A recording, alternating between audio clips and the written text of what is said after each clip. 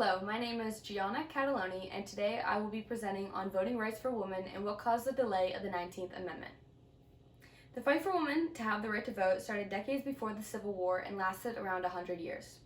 Many people did not believe women had the knowledge or capability to vote. Their job was to cook, clean, and take care of the children, but women had so much more potential than this. Although the fight for women's suffrage was delayed by the wars, disagreements between the women's organizations, and the fight for other people's rights, the creation of the women's organizations, protests, and strikes ultimately led to the right for women to vote in the 19th Amendment. The fight for women's rights started in 1840. This started with two women named Lucretia Mott and Elizabeth Cady Stanton. They were banned from going to the Anti-Slavery Convention. This sparked the first Women's Rights Convention in 1848, and because of this, California broadened property rights to women.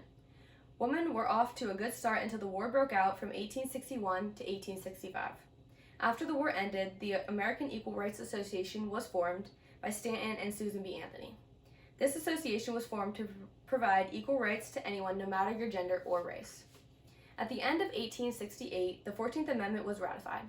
This made matters worse for women because it identified citizens and voters as only being male. There was major disagreement over the 14th Amendment. Women were angry because this only considered men as citizens. This brings up the 15th Amendment giving African American men the right to vote. Although this was an amazing accomplishment, the women's suffrage movement was still being ignored. This sparked the creation of the National Women's Suffrage Association by Anthony and Stanton and the American Women's Suffrage Association by Lucy Stone, Henry Blackwell, and Julia Howe. They created these organizations to fight for more rights using an approach that targeted individual state constitutions. The members of the NWSA wanted to create a 16th Amendment that would give voting rights to everyone, but in 1871, Victoria Woodhull wanted to give women the right to vote under the 14th Amendment. Although this never happened, Anthony, along with 15 other women, illegally voted in the 1872 election, and they were all arrested. A huge reason people did not want women to vote is because they were worried women would vote to ban the sale of liquor. This did not stop Wyoming from becoming the first state to grant women the right to vote, as many states followed in the years to come. The talk of women's rights became a part of everyone's daily lives.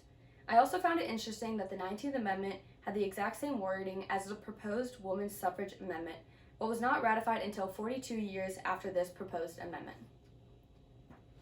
In 1894, another attempt to ratify Women's Suffrage Amendment was turned down after 600,000 people signed for the amendment. This was another setback, but 2 years later, Idaho grants women the right to vote, with Washington and New York to follow. The National Association opposed to women's suffrage was ran by Mrs. Arthur Dodge. This organization begins to make a lot of progress and gets the women's suffrage recognized and is supported at the national level. Starting in 1918, a debate on women's suffrage is extended to the House of Representatives by Jeannette Rankin. The Women's Suffrage Amendment was passed in the House, but it did not succeed to gain the two-thirds majority in the Senate. Although this was a setback, President Woodrow Wilson announces that he will back the federal women's suffrage amendment. In 1919, the 19th Amendment is passed by the Senate, and the process for ratification is initiated. The right for women to vote officially is ratified in 1920. Although it took around 100 years, women never gave up and fought for what they deserved. So what was the real cause for the delay of the 19th Amendment? There are many different theories that are believed to be the reason for the delay of the woman's right to vote. It could be argued that there were multiple events that took place that caused this delay. Although there is no definite or confirmed reason for the delay, certain events happened that were believed to push back the fight for women's rights. According to Dr. Kayleen Hughes, the women's suffrage movement was delayed because of the wars, specifically World War I, which took place from 1914 to 1918. Many women put their fight for equality aside to focus on helping out with the war. Women took on jobs such as nurses, relief workers, physicians, telephone operators, ambulance drivers, entertainers, and soldier support. Women also willingly chose to partake in home front activities and defense industry work. They took on jobs that were typically a man's job. Women put all their time and effort into these jobs in helping with the war that they did not have time to focus on women's suffrage and getting the right to vote. Although this delayed the women's suffrage movement, the wars also had a positive effect on the movement.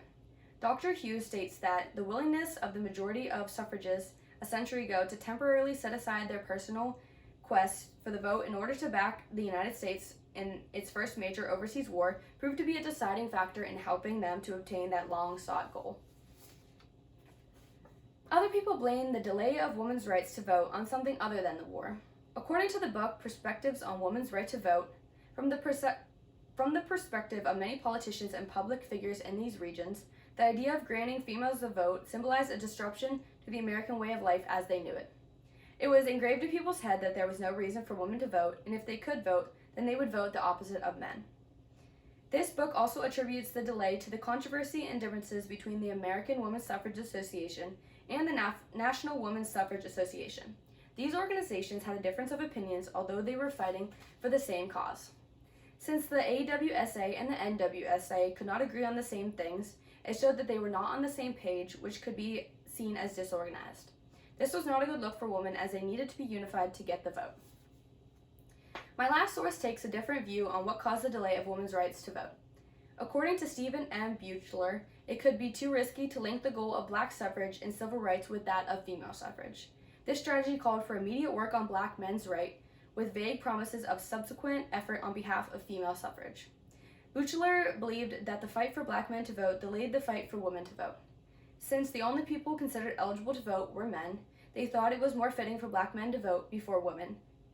Male reformers did not want women and black men to get the right to vote at the same time, so they focused on black men voting first, and this delayed the women's suffrage movement.